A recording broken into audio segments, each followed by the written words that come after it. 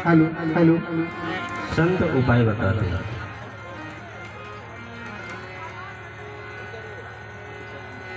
संत पार्वती को उपाय बताए। पार्वती या करके भगवान शिव को प्राप्त करने के लिए कठिन तपस्या कर रही है। कुछ दिन तक फल खा करके तपस्या की। फल खाना भी का परित्याग कर देती है। कुछ दिनों तक पत्ते को खा करके तप कर रही हैं। कुछ दिन जब व्यतीत हुआ, पत्ता खाना भी बंद कर दिया, केवल जल पी करके तप कर रही है। सैकड़ों वर्ष बीतने के बाद में सती कुछ भी नहीं लेती, यहाँ तक जल का भी परित्याग कर दी और भगवान शिव को प्राप्त करने के लिए कठिन तप कर रही है। तप करते करते हजारों वर्ष व्यतीत हो गए और पार्वती के तप के प्रभाव से और तप की ज्वाला से देवता लोग तड़पने लगे। पार्वती जी के तप की ज्वाला देवताओं को भी तड़पाने लगी। देवता मन में विचार करने लगे कि अब होगा क्या। भगवान शिव तो समाधि में हैं और कठिन तपस्या कर रही हैं पार्वती जी। इसी तरह से यदि इनका तप चलता रहा तो हम लोगों का रहना तो मुश्किल हो जाएगा। सभी देवगण ब्रह्मा की शरण में गए। सभी देवगण ब्रह्मा जी की शरण में गए। ब्रह्मलोक ब्रह्मा जी से प्रार्थना करने लगे, त्राहि त्राहि महाविष्णु। ब्रह्मा की शरण में सब गए। ब्रह्मा जी ने कहा कि हम तो कुछ कर नहीं सकते, चलो हम लोग सब मिल करके वैकुंठ धाम भगवान विष्णु की शरण में चलते हैं, वही कोई उपाय सोचेंगे। देवताओं को लेकर के ब्रह्मा जी वैकुंठ धाम भगवान विष्णु की शरण में गए। ब्रह्मा जी भगवान विष्णु से निवेदन करने लगे कि प्रभु, इस समय भगवान शिव को प्राप्त करने के लिए पार्वती कठिन तप कर रही। हजारों वर्ष व्यतीत हो गए, भगवान शिव तो समाधि में हैं और इसी प्रकार से वो तप करती रही तो तीनों लोकों में उनके तप के प्रभाव से तीनों लोकों में किसी को रहना बड़ा मुश्किल हो जाएगा।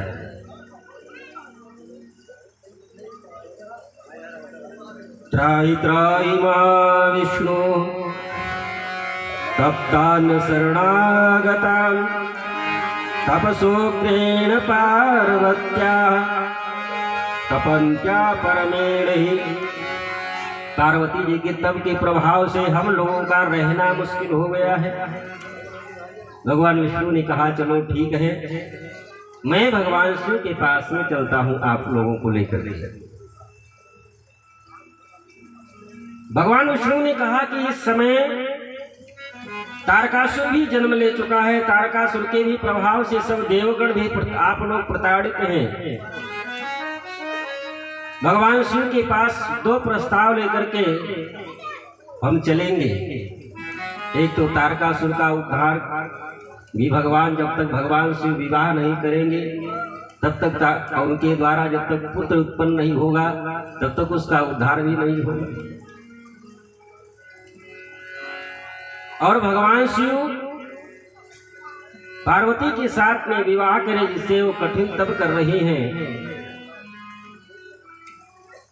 लेकिन भगवान विष्णु ने मन में विचार किया, भगवान शिव तो राम रूप को ही अपना इष्ट मानते हैं।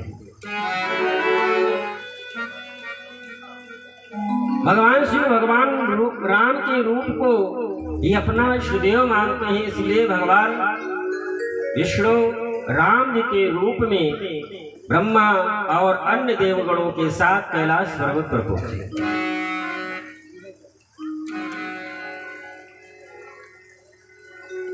भगवान विष्णु राम जी के रूप में आए कैलाश पर्वत पर। भगवान श्री राम जी को देख करके चरणों में प्रणाम किए। राम जी भगवान शिव को प्रणाम किए, एक दूसरे को इष्ट मानते हैं। भगवान शिव राम जी से पूछते हैं कि ये ब्रह्मा और ये देव गणों को साथ में लेकर के यहाँ आगमन का कारण।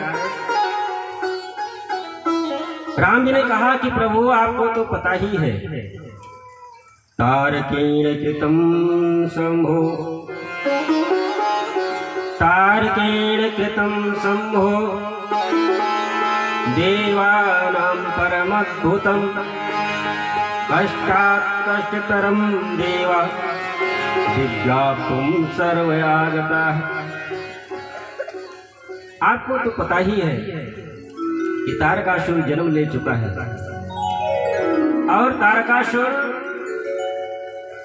को मारने वाला तीनों लोकों में और कोई नहीं है, और तारकासुर का उद्धार ना आप कर सकते हैं ना हम कर सकता हूँ। जहाँ तक ब्रह्मा ये भी नहीं कर सकते हैं, वरदान तो यही दिए, क्योंकि वो ऐसा वरदान मांग चुका है कि उसके उद्धार का एक ही उपाय है कि आप विवाह करें। आप विवाह करें, आपके द्वारा पुत्र उत्पन्न हो, जिससे तारकासुर का भी उद्धार हो सके। और दूसरी बात, आपको प्राप्त करने के लिए पार्वती हजारों वर्ष से कठिन तप कर रही है, बिना अन्न जल ग्रहण किए हुए, जिसके तप के प्रभाव से, उसके ताप से ये देवता गण बहुत परेशान है। आप विवाह के लिए राजी हो, जिससे पार्वती तप करना भी बंद करे। इसलिए ये देवगणों के साथ मैं आपसे, आपके पास ये प्रस्ताव लेकर के आया हूं। भगवान शिव मुस्कुरा करके कहने लगे कि आप तो जानती ही हैं कि जगत कल्याण के लिए, जन कल्याण करने के लिए ही मैं हमेशा तत्पर रहता हूँ। जगत कल्याण के लिए ही मैं भी हजारों वर्ष कठिन तपस्या करता हूँ, जिससे शक्ति सामर्थ्य प्राप्त करके सभी जीवों की मैं रक्षा, भरण पोषण, उनके दुखों का निवारण मैं कर सकूं। इसलिए मैं भी तो हजारों वर्ष बैठ करके कठिन तप करता हूँ। भगवान शिव कहते हैं कि प्रभु आप तो जानते ही हैं कि जिस समय आप लोग समुद्र का मंथन कर रहे थे, हलाहल विष निकला, सब भाग करके खड़े हुए, लेकिन जन कल्याण के लिए विषम पीतम सुरार्थाहि, विषम पीतम सुरार्थाहि भक्तवत्सल भवद्रिकाः। भगवान से कहते हैं कि जन कल्याण के लिए ही तो, कि तीनों लोगों की जिससे रक्षा हो जाए, तीनों लोग सुरक्षित रह पाए, इसलिए मैं उस हलाहल विष को पी गया था। तो आपका प्रस्ताव आप लेकर के आए हैं, लेकिन तारकासुर उद्धार के लिए हमको विवाह करना पड़ेगा। विवाह से थोड़ा डर लगता है।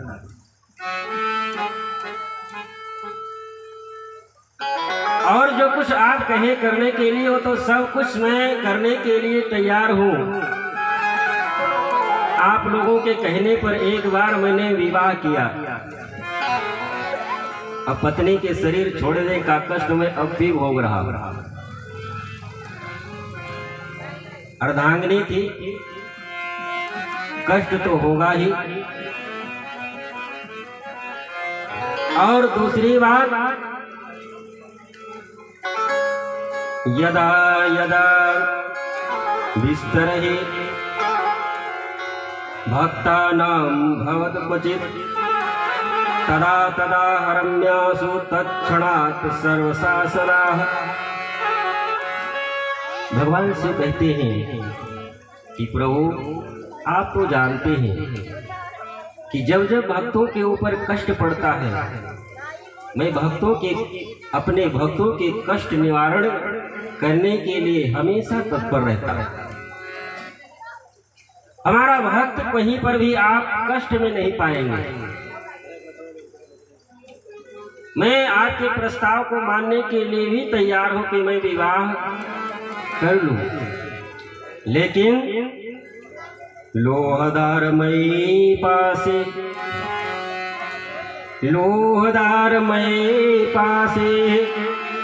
दृढ़ं बद्धोऽपि मुच्येत् स्त्रियादिपाशं सुसंबद्धौ मुच्यते न कदाचन। भगवान शिव कहते हैं कि यदि किसी को मोटी मोटी जंजीर में बांध दिया जाए तो उस मोटी जंजीर से वो छूट सकता है। लोहदारमयी पाशे दृढ़ं बद्धोऽपि मुच्येत्, उस मोटी मोटी लोहे की जंजीर से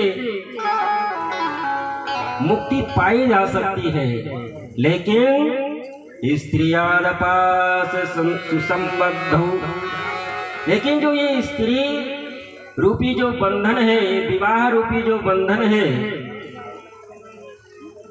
मुच्येत कदाचन, इससे मुक्ति पाना बड़ा कठिन है। ये विवाह का जो बंधन होता है, इससे तो मुक्ति पाना बड़ा कठिन है, इससे ये संभव नहीं है। तो आप लोग क्यों हमको फिर उसी बंधन में बांधना चाहते हैं? नारी विवसेन सकल गोसाई नाचै नर मर कटकी नारी। नारी विवसेन सकल गोसाई नाचै नर मर कटकी नारी। नारी विवसेन सकल गोसाई नाचै नर मर कटकी नारी। नारी विवसेन सकल गोसाई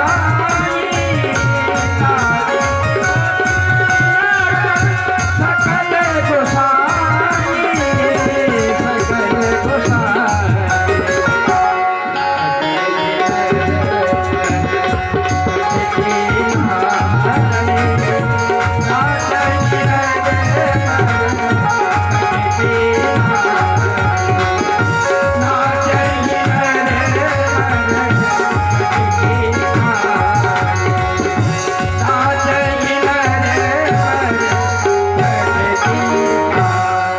भगवान शिव कहते हैं कि जगत कल्याण के लिए आप लोगों ने प्रस्ताव जो रखा है विवाह का, बात ठीक है, लेकिन विवाह करने के बाद में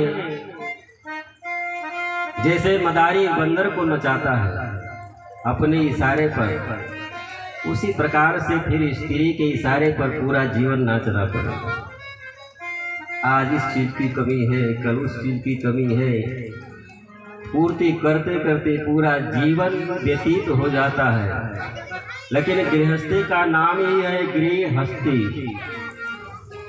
गृहस्थी का नाम ही गृहस्थी है, कभी पूर्ति नहीं होती, हमेशा कुछ न कुछ कमी जीवन में हमेशा बनी रहती है। पुराने जमाने की बात है, एक भाई साहब परदेश गए हुए थे, परदेश में रहे थे। उस समय सवारी साधन इत्यादि की व्यवस्था थी नहीं। घर वालों ने विवाह उनका तय कर लिया, पत्र लिख करके भेजा, बेटा घर आ जाओ, फला तारीख को तिलक है, फला तारीख को विवाह है, उसके पूर्व तुमको घर पर पहुंचना है। सवारी साधन की व्यवस्था नहीं थी, बेचारा परदेश से पैदल ही चल दिया, पैदल ही चल दिया। चलते चलते जब शाम हो गई, एक गांव के समीप में पहुंचा तो मन में विचार करने लगा अब रात्रि हो गई, तो किसी के दरवाजे पर गांव में रुक ले, सुबह होगी फिर यहाँ से चलेंगे। तो किसी के दरवाजे पर गया, घर वाले ने पूछा भैया आप कहाँ से? मैं फला गांव से। कहाँ थे? परदेश, हमारा विवाह है फला तारीख को, इसलिए मैं घर जा रहा हूँ। ठीक है भैया, हमको रात्रि भर यहाँ रुकना है, सुबह चले जाएंगे। ठीक है रुकिए, कोई दिक्कत नहीं, भोजन पानी करिए, रात्रि विश्राम करिए, सुबह होगी हम छुड़वा देंगे तुम्हारे घर। रुक गया, रात में भोजन वोजन किया। गर्मी का मौसम था, घर के बाहर द्वार पर चारपाई डाल दी, बिस्तरा डाल दिया, लेट गया। लेकिन उस चारपाई में खटमल थे, और रात्रि में जब बेचारे खटमल काटे उसको नींद ना आए। खटमल काटने पर कहाँ नींद आवे? तो जिनके यहाँ रुका था उनके दरवाजे पर एक कुआं था। मन में विचार करने लगा कि कुआं की जो जगत है चौड़ी है, चारपाई पे रहेंगे तो रात भर खटमल काटेगा, नींद नहीं आएगी। उसने सोचा कि थोड़ा ठंडा भी रहेगा, गर्मी मौसम है, कुआं की जगत थोड़ा चौड़ी भी है, इसी पे विश्राम कर ले। और बेचारा ऐसा सोच करके उस कुआं की जगत पर जाकर के लेट गया, और लेटा, बढ़िया ठंडी हवा लगी, सो गया। अब जब सो गया तो उसको स्वप्न देख रहा है कि मैं घर पहुंच गया हूँ। स्वप्न में देख रहा है कि घर पहुंच गया हूँ, विवाह भी हो गया है, पत्नी घर में आ गई है, एक बच्चा भी हो गया है, और बच्चा बगल में लेटा हुआ है। बच्चा बगल में लेटा है, उसका हाथ पीठ के नीचे दबा हुआ है, और पत्नी आकर के कहती है कि तुम इतने मूर्ख हो कि बच्चे का हाथ पीठ के नीचे दबा है और तुम आराम से लेटे हो। और स्वप्न में ही उसने बच्चे के हाथ को हटाने के लिए करवट लिया और 60 हाथ के नीचे चला गया। जब कुएं में गिरने की आवाज हुई, घर वाले गांव वाले सब एकत्रित हुए, रस्सी वस्सी डाल करके बेचारे को किसी तरह से बाहर निकाले। एक पैर बेचारे का टूट गया। सुबह हुई तो घर वाले ने कहा कि भैया चलो आपके घर हम छोड़ आते हैं। तो उसने कहा घर नहीं जाएंगे। तो घर जिनके यहाँ रुका था उन्होंने कहा भैया आपका विवाह है, घर नहीं जाओगे, विवाह कैसे होगा? तो उसने कहा विवाह हमको करना ही नहीं है। क्यों? इसलिए नहीं करना कि स्वप्न के विवाह में एक पैर सीताराम हो गया, और जिसका विवाह होता होगा उसकी क्या दशा होती, वास्तविक विवाह जिसका होता होगा उसकी क्या दशा होती होगी।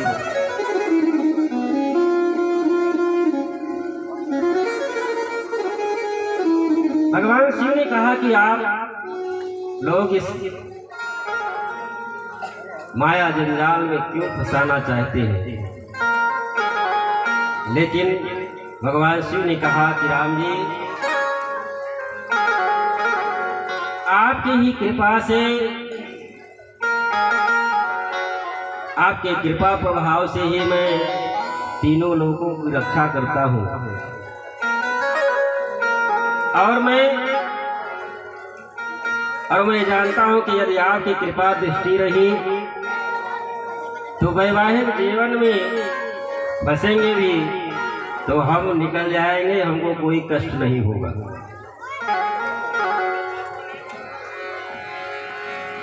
प्रभु आपकी कृपा से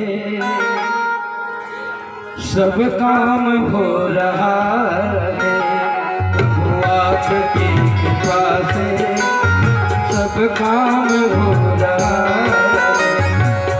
करते हो मेरे राघव, करते हो मेरे राघव, मेरा नाम हो रहा है।